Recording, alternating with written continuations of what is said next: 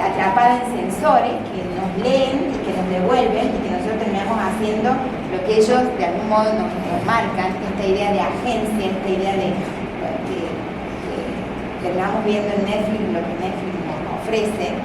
O sea que inteligencia artificial nos sale por los poros, pero particularmente yo para pensar el aula, y porque creo que son las experiencias que hoy están marcando las prácticas docentes, me refería más al uso de procesamiento del lenguaje natural a través de los tutoriales, los chatbots, ese tipo de experiencias, ¿no? de trabajo con IA en el aula, ¿no? Entonces, en relación a eso me preguntaba, ¿qué pasa con la cognición?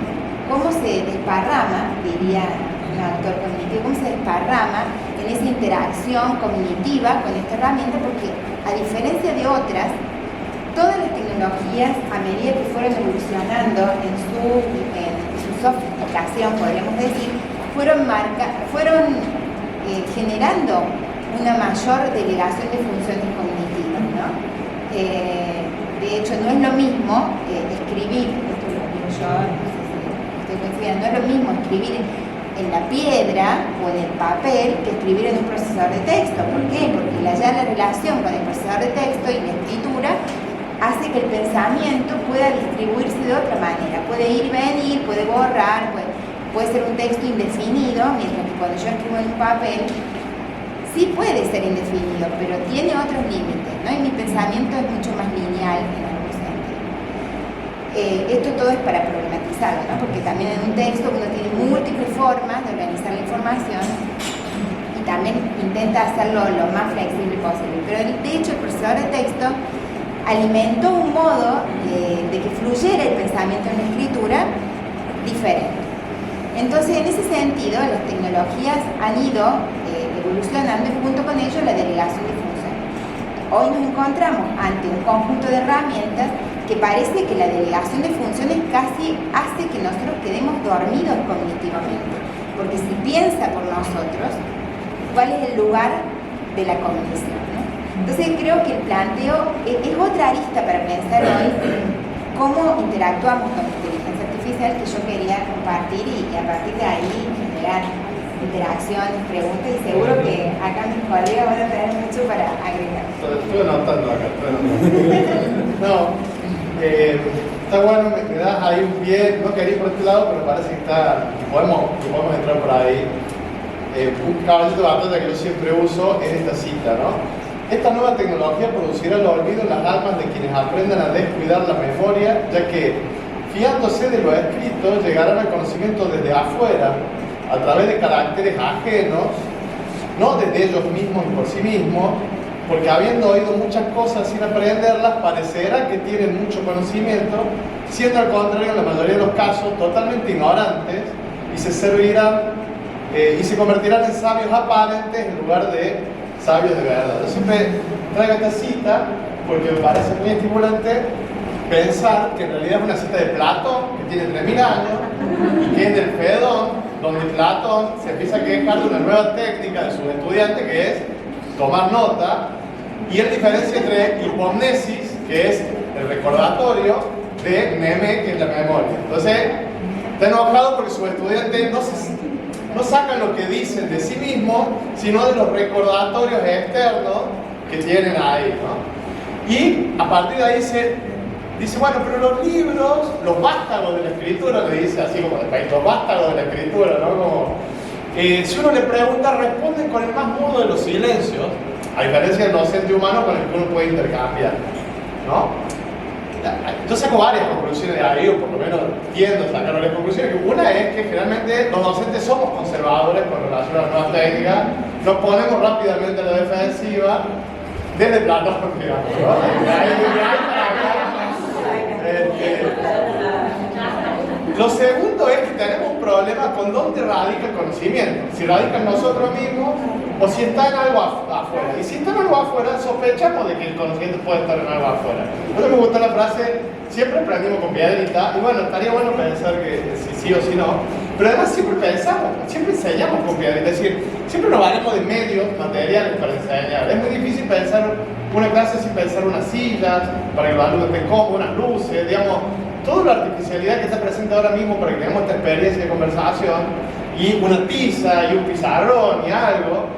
Claro, lo que pasa es que, a diferencia de lo que plantea Platón, los libros ya no son mudos. El lenguaje, la inteligencia artificial generativa, los textos generan nuevos textos.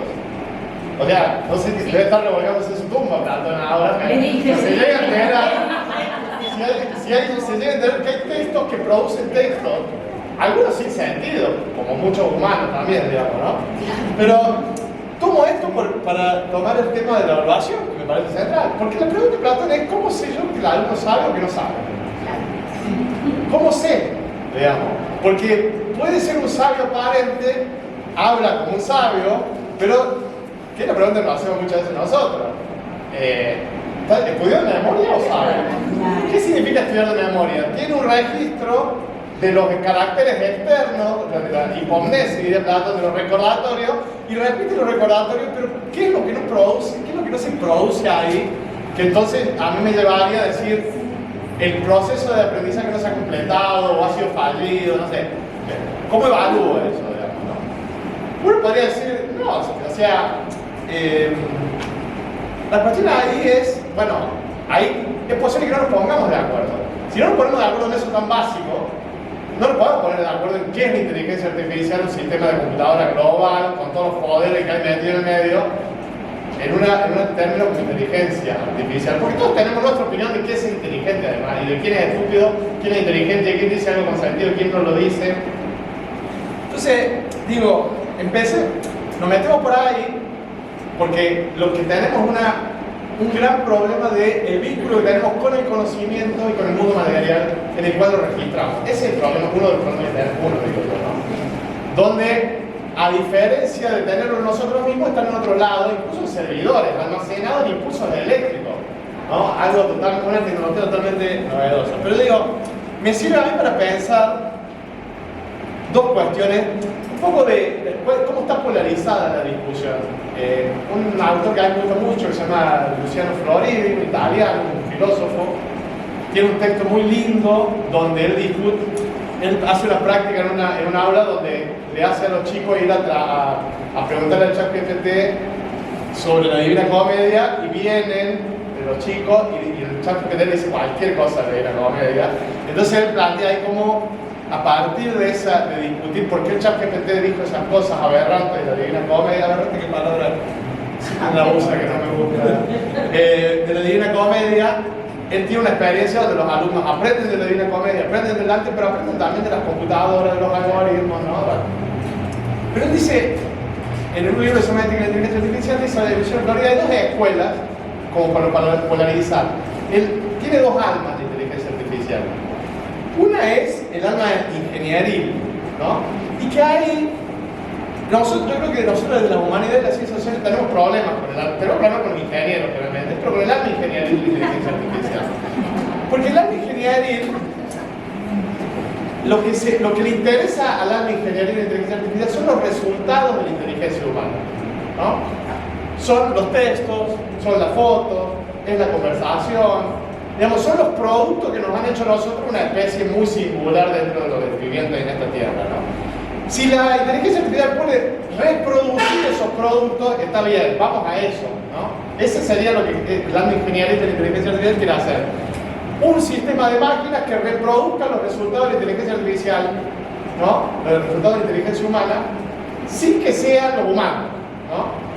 Que hagan películas, que hagan fotos, que hagan textos, que hagan tesis doctorales, digamos, no sé, que hagan todos los productos de la inteligencia artificial, pero que no lo hagan los humanos, ¿no? Es una línea reproductivista, y por eso digamos, lo que quiere es, o sea, el grado máximo para esta escuela, esta corriente, que son la mayoría de la inteligencia artificial, es que lo máximo que puede llegar es la inteligencia humana. Y reproducir, pero no la inteligencia humana como integral, sino los productos, ¿no? Los resultados exitosos, por así decirlo. ¿Y qué es el problema de Platón? El chico dice, ¿no? O su alumno dice lo que dice un estudiante inteligente sin serlo, porque solamente reproduce el producto de las palabras ordenadas de determinada manera, lo pudo hacer sin ser inteligente, o sea, haber estudiado, no sé, lo que usted quiera. Ahora, hay otra línea más ligada a la ciencia ficción y a la fantasía y a las especulaciones filosóficas que a nosotros nos gusta mucho, pero que, digamos, está floja de papeles, que es la más cognitiva, dice Floridi, que es la idea de que la clave estaría en encontrar la fuente de la inteligencia humana. ¿Por qué los humanos son inteligentes dentro del, o nos consideramos inteligentes dentro del abanico de seres vivientes? Si podemos saber por qué lo somos, podemos agarrar esa fuente, no los resultados, sino la fuente, el origen de nuestra inteligencia, y ponerlo en un sistema de máquinas, y que las máquinas sean verdaderamente, no inteligentes, es decir, no imiten a nosotros, sino verdaderamente inteligentes. Nosotros, nuestra inteligencia es el fruto, que es esta línea, de lo mejor que la evolución biológica ha podido hacer somos nosotros, pero podría haber hecho otra cosa, digamos, ¿no? Podríamos tener 10 sentidos lugar de 5, podríamos tener un cerebro mucho más grande que tenemos, podríamos tener acceso a patrones en el mundo, en el universo que no tenemos porque quedamos ahí, pero si descubrimos la fuente, podemos hacerla más grande, podemos hacer la singularidad, ¿no? Una inteligencia artificial casi divina, ¿no? Que pueda entender todo, que pueda ser consciente de sí mismo, que pueda tener emociones, ¿no? Que pueda, si encontramos la fuente de la inteligencia, es decir, lo que decía un chico cuando aprendió, encontró la fuente del aprendizaje. Ahora puede ir si puede aprender solo, porque no lo necesita a mí, puede encontrar la fuente del aprendizaje. No los resultados, que sería lo que me haría bocharlo. Sí, y la misma discusión se da acá. ¿Podemos hacer que todo este sistema de datos, de algoritmos, podemos hacer que trasladarle lo que nos hace inteligentes para que, como tiene más potencia de almacenar datos que nosotros, de memoria, ¿no? Imagínense si colocamos eso que nos hace inteligencia a nosotros ahí, ¿a dónde puede llegar? Digamos? Eso sería lo aberrante. Sí o no, porque ahí lo aberrante es lo que nos excede a nosotros, todo lo que nos excede a nosotros lo sentimos como algo peligroso, amenazante, riesgoso, aberrante, pero no, podría ser que no, digamos. ¿No? Pero lo que sí no sería humano. Y ahí me parece que es la otra cuestión conceptual, y ahí corto, pero quiero decir algo más antes de corto. La otra cuestión es que el problema tenemos con los no humanos nosotros. Porque acá nosotros somos humanidades, humanísticos o humanistas. Quiere decir que tenemos una fascinación con los humanos. Cuando aparece lo no humano, las escalas monumentales que exceden al humano, tenemos un problema cómo nos paramos a él, ¿no? Es decir, si lo vemos como una oportunidad, si lo vemos como, digamos, como una forma, es como que perdemos nuestro lugar en el cosmos, ¿no? Éramos los que pensábamos, ahora no, éramos los que escribíamos, ahora no, éramos los que... ¿Y qué hace? Entonces, ¿qué somos nosotros? Pero quería decir algo más con el concepto de herramienta, que a mí me parece sumamente problemático el concepto de herramienta. Porque el concepto de herramienta supone que hay un sujeto fijo que controla el medio y que controla además los resultados del medio, ¿no? Y dice, yo tengo un martillo y quiero clavar un clavo, porque es una herramienta, ha sido modificada, y entonces sé cómo golpear, adquiero cierta técnica y obtengo el resultado, ¿no? Ahora, por lo mismo que decías al final, Gaby, ¿no? Es decir, la herramienta, el sujeto lo cambia, el sujeto controla, pero hay como una cosa unidireccional hacia el objetivo, y no me sirve el martillo, busco una piedra, no me sirve, puedo cambiar la herramienta por el vínculo, digamos, del sujeto con el objetivo, lo que importa, las mediaciones pueden... Acá parece, por lo mismo que decías al último, que además nosotros estamos cambiando, ¿no? Nuestra sociedad está cambiando, nuestras prácticas están cambiando, colectivamente estamos cambiando. Porque quizás lo que hay acá no sea solamente una herramienta que podemos usar, sino una forma de organizarnos socialmente a partir de un contexto material y tecnológico que cambia, ¿no? Y entonces, ahí la cuestión es si la herramienta nos crea a nosotros usamos la herramienta, digamos, de cierta forma, ¿no? Yo siempre pongo el ejemplo de la creación de la lanza, ¿no? Bueno, el hombre antiguo creó la lanza, pero la lanza, a partir de eso, empieza a adquirir la práctica de caminar sigilosamente el bosque, observar a la distancia. Digamos, el hombre crea la lanza, pero la lanza crea el cazador en el hombre, digamos, ¿no? Es decir, hay modificaciones subjetivas fuertes, estructurales, a partir de eso, que me sabe a poco pensarlo como herramienta. Hay más. Y ni hablar si estamos sumergidos. O sea, la tecnología no como algo, sobre todo la inteligencia artificial, no como algo que hacemos, sino algo en lo que estamos sumergidos, digamos, ¿no?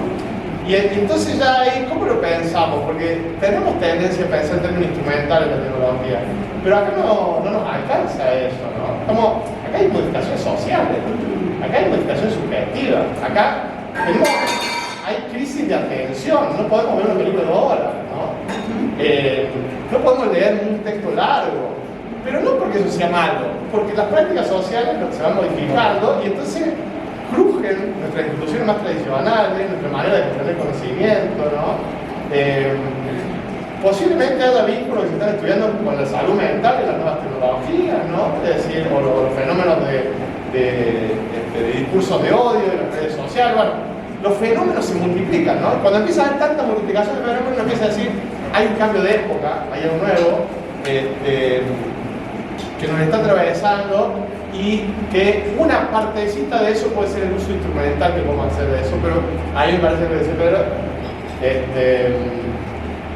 es una cosa muy particular dentro de un sistema en el que estamos, y que requiere además pensarlo interdisciplinarmente y desde muchas miradas, porque no es un sistema, o sea, no un fenómeno que se pueda agotar en una de las miradas, ni en la ingeniería, ni en la pedagógica, ni en la filosófica, ni en la sociológica, ni en la económica, ni en la política, sino que están todas explicadas, Así, bueno, parece que ahí tenemos como grandes problemas que se suelen polarizar en esas dos líneas, la ingeniería y la cognitiva, de decir, bueno, no vamos a generar casi otros seres similares a nosotros con los que podamos intercambiar de manera inteligente, pero quizá algo mucho que nos lleve a otro nivel, Corto ahí, les propongo unas preguntas al clásico levantando la mano, ¿sí? ¿Quién en este momento, a partir de ahora y hasta el final de su existencia, y no sabemos cuándo va a ser, puede ser mañana, de acá a 10 años, de acá a 100 años, ¿quién, y el regalo es un cofre grande, un chocolate grande? La empresa de Congreso. Totalmente. Podemos participar nosotros. Pueden ser dos. ¿Quién en este momento, anulando toda posibilidad de volver a tenerlo hasta el final de su existencia, quién en este momento deja su teléfono celular acá al frente sin posibilidad de volver a tener ningún otro aparato hasta el final de sus días? Sí, 2 chocolates por día. Perfecto. Bien. 2 de los que somos. Avalando un poco. Todavía no lo terminé de pagar.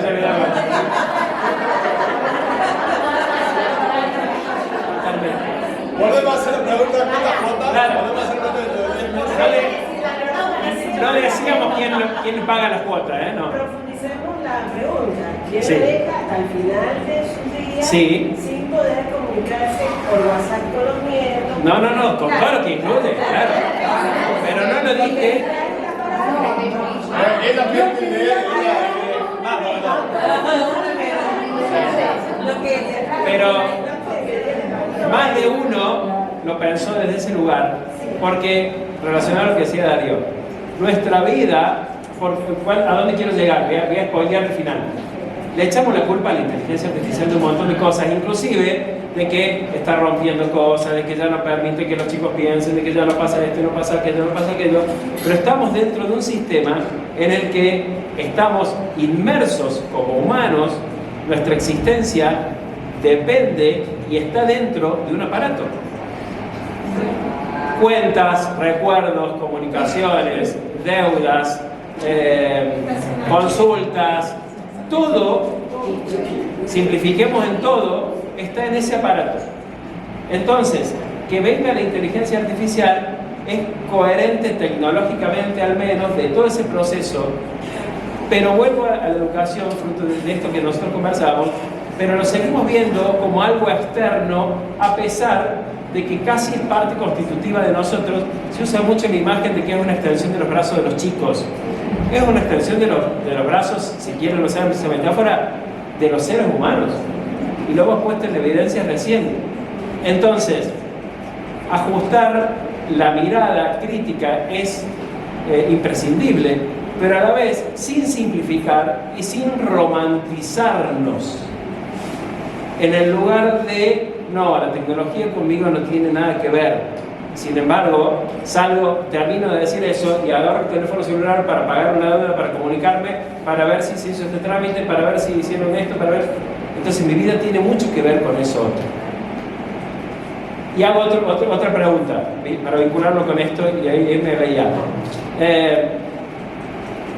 ¿Quién usa ChatGPT para alguna tarea que tenga que entregar, o alguna planificación, o alguna otra actividad?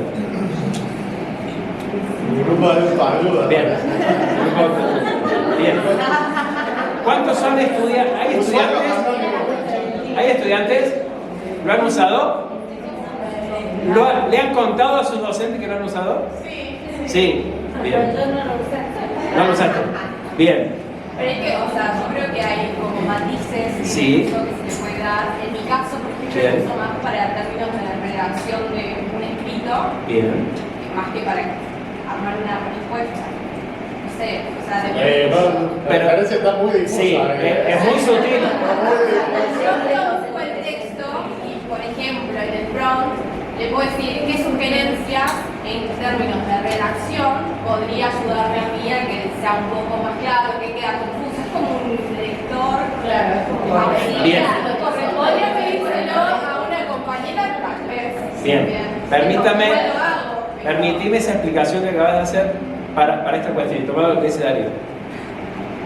Una cuestión imprescindible en este contexto de la educación, y a los docentes nos pasa mucho y mucho con colegas, es desclandestinizar el uso de la IA.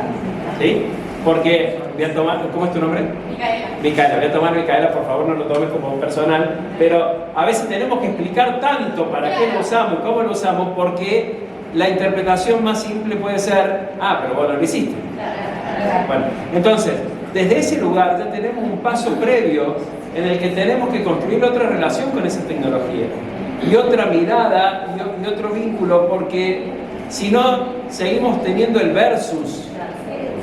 Y ese versus no nos permite entrar, no solo no nos permite aprovecharla, sino que no nos permite entrar en la mirada crítica inevitable que hace falta, pero posterior a eso. ¿Cuánto influye en lo medioambiental? ¿Qué pasa con los datos? ¿Qué pasa con los sesgos? ¿Qué pasa con las miradas que refleja? Estamos construyendo un próximo conocimiento basado en el conocimiento que solo genera la inteligencia artificial. Y todas esas cuestiones vienen desde el lugar de hacer explícito la realidad, no solo la inteligencia artificial, la realidad tecnológica que hoy está presente en todos los ámbitos, como decía Gabriel, inclusive en todas nuestras interacciones, cotidianidades, en nuestro teléfono y en todo lo que va ocurriendo. Y ese es un paso que también nos puede servir para materializar una eterna aspiración que a veces se concreta, que es este encuentro entre estudiante y docente. Nos sentimos a ver esto que vamos a ver, ¿qué estás haciendo vos con esto? ¿Y por qué? ¿Y para qué? ¿Y esto te sirve o no te sirve? Y capaz que el estudiante ahí nos dice, sí, profe, lo que pasa es que con las evaluaciones que usted propone, a mí no me sirve para aprender. Yo lo tengo que entregar porque tengo que cumplir, nada más. En eso quería... Y ahí termino. Y eso nos apunta directamente al corazón, al ego docente, pero que no tiene que ver culpa de la IA, no es culpa mía como docente y no es culpa del estudiante. Es una oportunidad, esa es mi mirada, lo podemos conversar, como para encontrarnos con este contexto y desde este contexto y desde lo que vamos haciendo. Entonces quizás la aspiración o el desafío sea preguntarnos que la respuesta no está en lo que hacíamos, está en lo que tenemos que pensar nuevo, en preguntarnos dónde va a estar lo indefectiblemente humano en los procesos de enseñanza y de aprendizaje traspasados por tecnologías cada vez más desafiantes y disruptivas, de manera que nosotros como docentes y nuestros estudiantes digamos, este desafío que estaba planteado para aprender o para enseñar solo era posible desde este aporte de lo humano complementado con todo lo tecnológico, porque nada lo puede reemplazar o no existe de esa manera, o ahí está mi aporte netamente humano, que en mi mirada no es la visión romántica de nunca nos va a reemplazar los docentes porque tenemos el cariño, no desde ese lugar, sino desde la construcción de conocimiento real, mediado por tecnología, con un productor de conocimiento como es la inteligencia artificial, pero ¿cuál va a ser nuestro aporte? ¿Cuál va a ser nuestra mirada? ¿En qué momento intervenimos como humanos? ¿Dónde está nuestro valor diferencial en ese proceso? Que esa es una pregunta que nos tenemos que responder en esta línea histórica que planteaba Darío también y en este contexto del vínculo con las máquinas. Tomo los ejemplos que decía Darío. El auto es una máquina que hace cosas por nosotros. El vaso es un instrumento que hace cosas por nosotros. Contener un líquido que yo necesito después tomarlo. La lapicera. Bueno, en esta historia, ¿cuál va a ser nuestro aporte? ¿Cuál va a ser nuestra mirada? ¿Y cuáles van a ser aquellas dinámicas que vamos a que nos vamos a animar a transformar estructuralmente en las propuestas de la educación? ¿Desde qué lugar? ¿Cuál va a ser el lugar del docente? ¿Cuál va a ser el lugar del estudiante? ¿Y cuál va a ser el lugar de las máquinas y de esta inteligencia o de las que vengan en todo ese proceso? También es cierto, con este término, para que esto ocurra, tienen que darse otras condiciones, porque si no, por ahí la conclusión es otra cosa más que termina recayendo sobre responsabilidad exclusiva de los docentes. Y si tiene que cambiar estructuralmente desde mi mirada muchas cuestiones de lo que ocurre en un aula o en las clases, también tiene que cambiar estructuralmente la profesión docente, el rol de estudiante, los lugares, los espacios, los tiempos, los reconocimientos, todo lo que implica la tarea, inevitablemente, también tiene que repensarse en ese lugar. Los reconocimientos, incluso lo salarial, pero no exclusivamente eso. ¿Cuál es nuestro lugar y cómo revalorizarnos en este contexto en el que se está discutiendo cada vez con más fuerza mediática que la IA nos va a reemplazar? Hay un documento del 2023 de Roxana Murdochowicz de la UNESCO que dice, no, la IA no va a reemplazar a los docentes, pero agrega, siempre hay un pero, siempre y cuando nos transformemos, inevitablemente.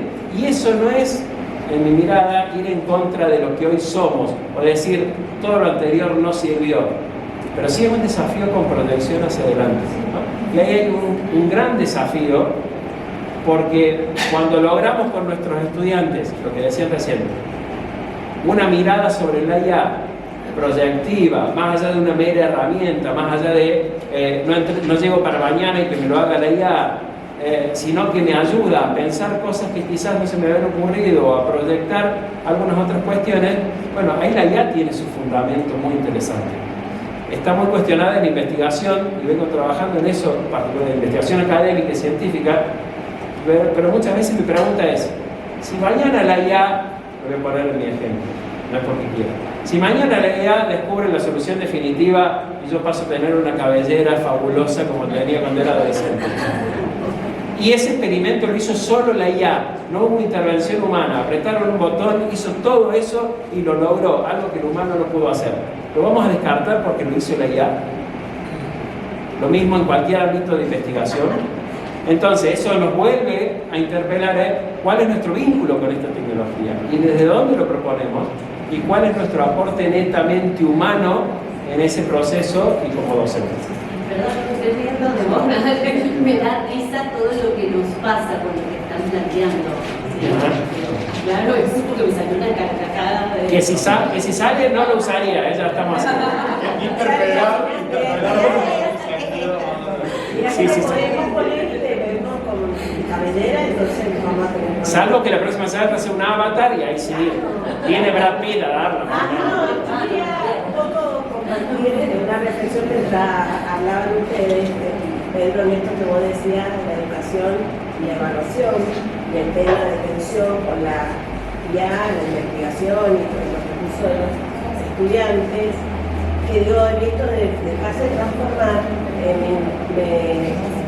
me invitó a también reflexionar qué pedimos nosotros, la academia, que pide o que quiere saber de lo que saben nuestros estudiantes. Y por ahí es donde se encuentra el hueco como para que la inteligencia artificial ahí cubra, ¿no? Porque en general la academia, digo, como nosotros como profesores, en la universidad, por ahí que pedimos como resultado es la información. Es dato. Es dato. Y no pedimos o no damos espacios al pensamiento del otro.